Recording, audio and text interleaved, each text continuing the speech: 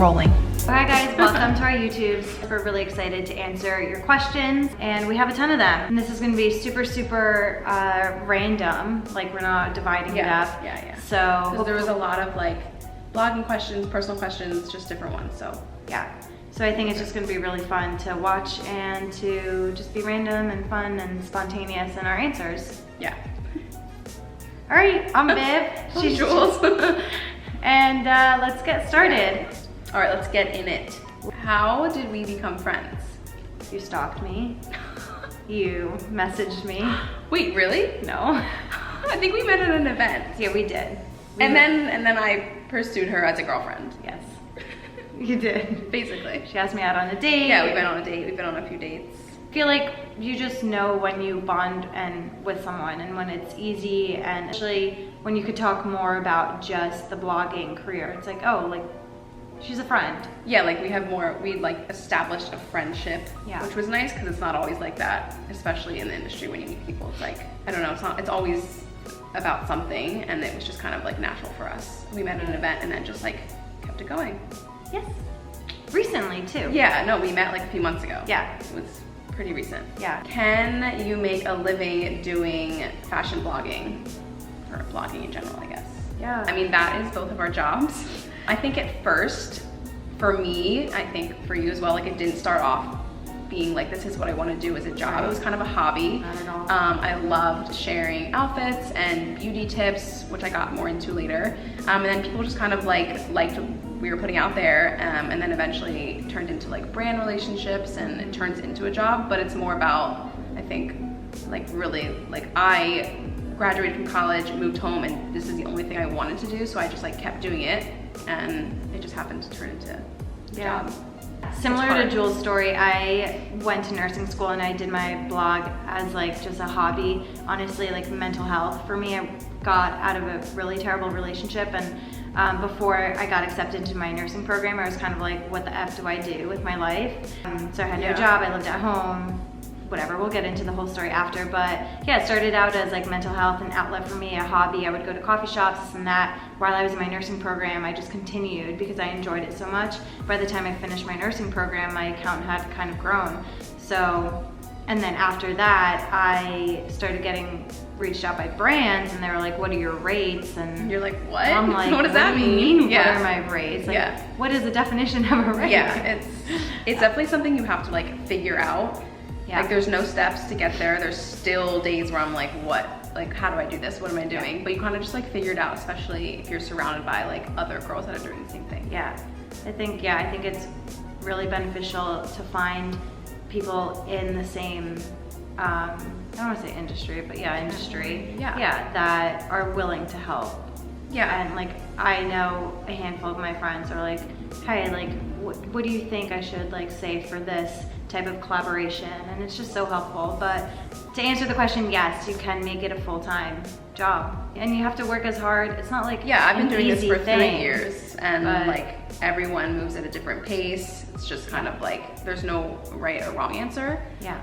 But it's one of those things that you have to like really be passionate about, or it's easy to just be like, I don't want to do this anymore because it's not working. Right. So. It takes a lot of patience. Yeah. And a lot of consistency and discipline. Yeah. Because at the end of the day, like we are our own bosses, and if we don't do something, nothing gets done. I feel like we're gonna touch upon the whole entire thing within, like through other questions. Do we follow any type of diet? I don't follow a diet. I do try to eat less meat, and I grew up with my mom being very organic, gluten-free, all of that kind of stuff, which I don't do. But sometimes, like me and like Pat right now is being gluten-free, dairy-free due to like his stomach problems that he's having. But so sometimes I'll like do that with him. I don't stick to any specific diet. I think I just try my best to eat things that are like whole, natural foods, and like I just feel better when I eat better. So that's kind of my motto. Yeah, mine's pretty similar. I live at home right now. My dad loves to cook, so he makes everything, and he goes out and goes to the markets on Saturdays, and he just like loves doing that. That's like his hobby and his pride and joy. But yeah, so he mainly cooks vegetarian because he's had heart issues. So we stay away from red meats. I like to indulge in a cookie or ice cream or whatever here and there. Fries, you know, all the whole thing. Yeah, but on a day-to-day basis, it's basically fruits and vegetables and very little bread. Just because bread, honestly, or like a ton of carbs make me fall asleep. Makes me feel bloated, so, and I hate that. I literally 25 minutes after eating, You're sleeping. I'm like, I can't keep my eyes open. So for that reason, I really try to stay away from it, especially for breakfast and lunch, because lunch, 2 o'clock, I'm like passed out if I have a heavy meal with like a ton of bread, and breakfast too. I'm like, I'm ready to go back to bed. I also don't eat, most of the week I go until about noon without eating, and then I stop eating after 8. It's like, I feel really good when I do that. I can't eat past like 7:30 or 8 because I literally have nightmares. Like I do not sleep well on a full stomach. Who takes all your photos? My mom, Jules, another friend, Chelsea, for the most part. If I'm with Pat, he does it, you do it, my friend Amanda, other girls in the city. Like whoever. I will say though, for this, I wanted this to be a really quick answer, but my advice, if you are trying to get in, force your brother to this, my brother does also, but find people who are actually willing to take your photos, because if you ask the wrong people, it's just not gonna work out. For either person. You're gonna get frustrated. They're not gonna take it how you like it. It'll be bad. It's gonna be like just a really messy thing. So I had to learn who I could actually ask to take my photos. How do you earn a living? P.S. I love you. You're my fashion inspo. Thank you. That's the best. Well, this goes with the question. I love you too, by the way. This goes back to the can you make a living through brand partnerships. So for every like Instagram sponsored post, I have a rate. For my stories, I have a rate. For content that the brand just wants to use, so like usage, fees, and rights. Also, like I've done like full day shoots for the brand, which is not even something I have to post. It's just for them. It's kind of like, in a way, I guess it's like modeling, but it's for their like influencer social. Yeah, so everything has a rate to it. So when you, and I mean, I know you're the same. I literally only work with brands that I freaking love and I've worn before and I wear constantly. Adidas, Urban Outfitters, PacSun. That we wore before we were even getting paid. Exactly. Madewell. These are brands that I literally love, and I think that that's a huge thing. Hold out on the brand that you actually want to work with, because the little flimsy brands here and there that are like kind of weird, and they're not gonna also have like a feeling that you're like, okay, this is a little weird, like don't really like this brand or like what they stand for. And weird as in like just like the overall vibe. Like it doesn't matter if a brand is tiny on social media or not, you know? Like that's not what makes it weird. It's just like the vibe that you get that's like meh. Sometimes I get emails where they're like not even spelled right, like just weird English, and you're like, okay, this is just not real. A lot of scams. So yeah, you make your living by your rates and what you post and what you charge for specific things, and engagement has a lot to do with like your rates, your follower account, because they want to know that at the end of the day you're reaching people and that you can, you know, represent their brand in a really good light. What's your favorite part about interacting with your followers? For me, my favorite part is honestly like forming friendships. I've been doing this for about 2 years now, and I know that like there are a handful of girls that have been with me from the start, and it's just really cool because now I feel like I actually like have made friends with my followers. I love responding, I love helping. That's what it's about. That's what the whole blogging industry is about. And I love, like one time I remember a girl sent me a photo of her and this guy that she went on a date with, and she was like, I absolutely like love following you, but like you inspired me for this like date outfit idea. And I'm like, this is just so cool. Like I love that. I agree.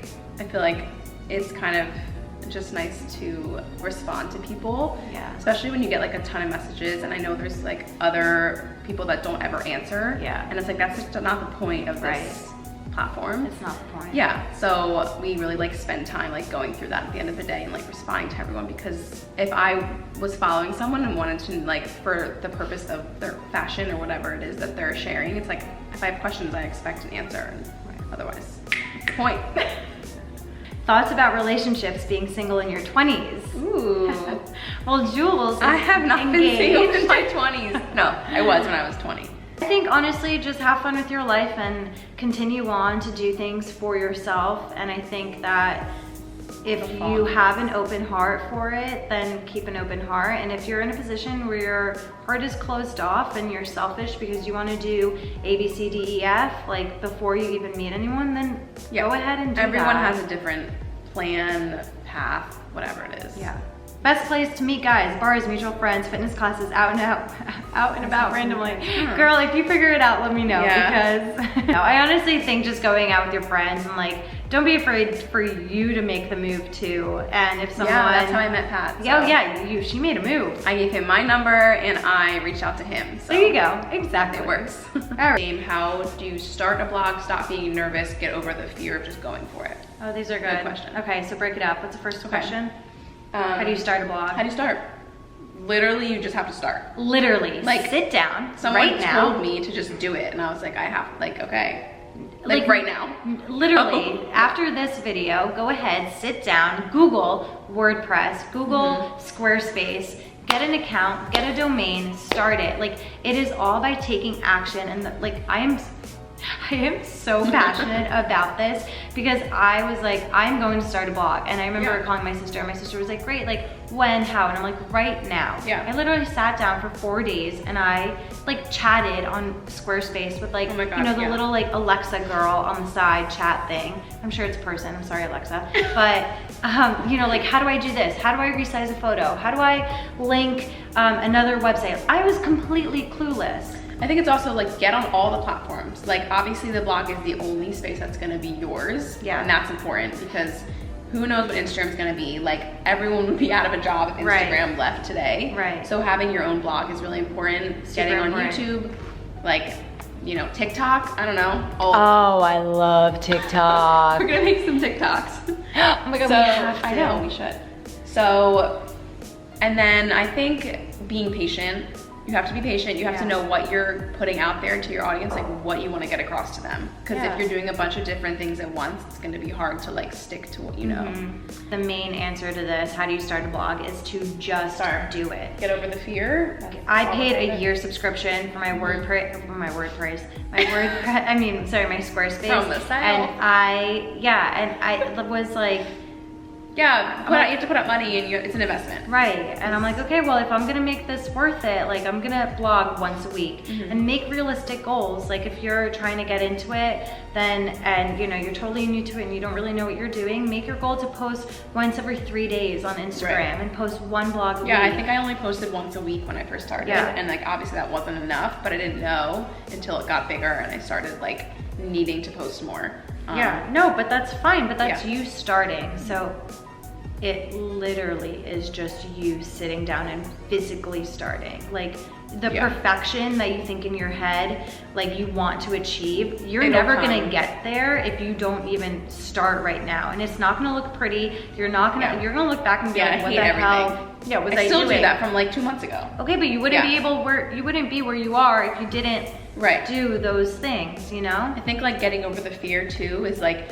I used to be in high school and people would make fun of like me for wearing Doc Martens or wearing things that were like just, I don't know. So, and I just kept doing it and I was like, this is what I like. And then eventually when we went to college and it wasn't so like clicky, I just started it and I was like, I know people are gonna give me hate for this, but at the end of the day, like it's all worth it now. Yeah, I always think of it in like a visual thing. Like imagine yourself sitting on a square, right? Like on a block with everything that you love.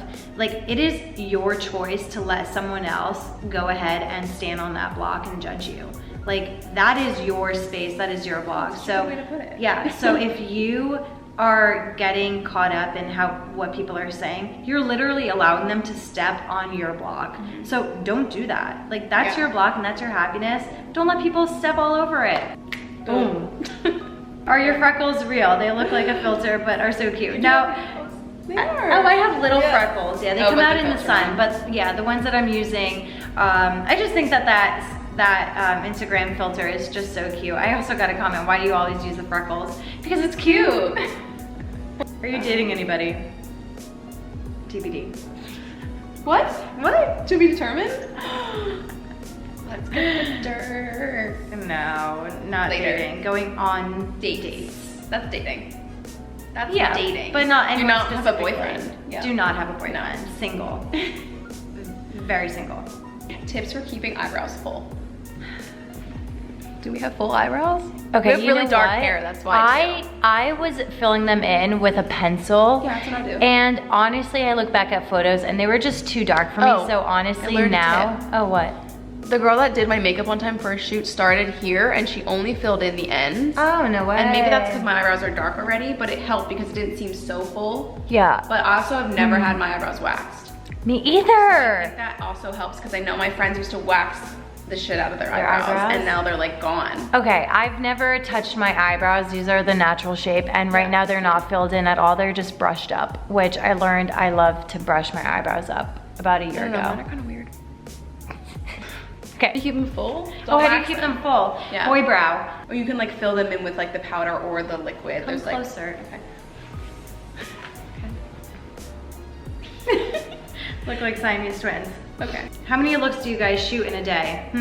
Well, the other day we were trying to shoot. It was windy as hell. We were freezing and we couldn't even get one outfit done. But then there are other days when you're on a roll because it's nice And and, you're feeling there's no it. wind and you're feeling yourself and you get like 4 or 5 outfits done. Yeah.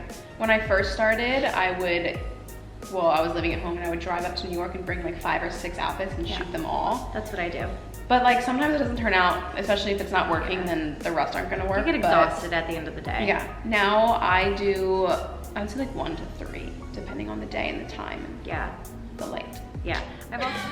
All right, so I hope that you guys enjoyed this video. I think we answered a ton of questions. I know that there's still a ton left, so maybe in like about a month or so we can go through and answer just a couple more. I know it's a long video, but I hope that it helped get to know us a little bit we more. love answering them. Like I always love going through Yeah. and seeing what you guys have and what you want to know. So Me too. Hopefully you guys enjoyed it. Go ahead and subscribe, like, and comment. Let us know what else you want to see or any other questions for the next video. Anything else? No, I don't think so. All right. Bye guys. We'll see you next time. Bye, guys. Cut. I'm gonna be mad if my hair is like berserk the entire time. Mine's like crazy too. So is this a good seating?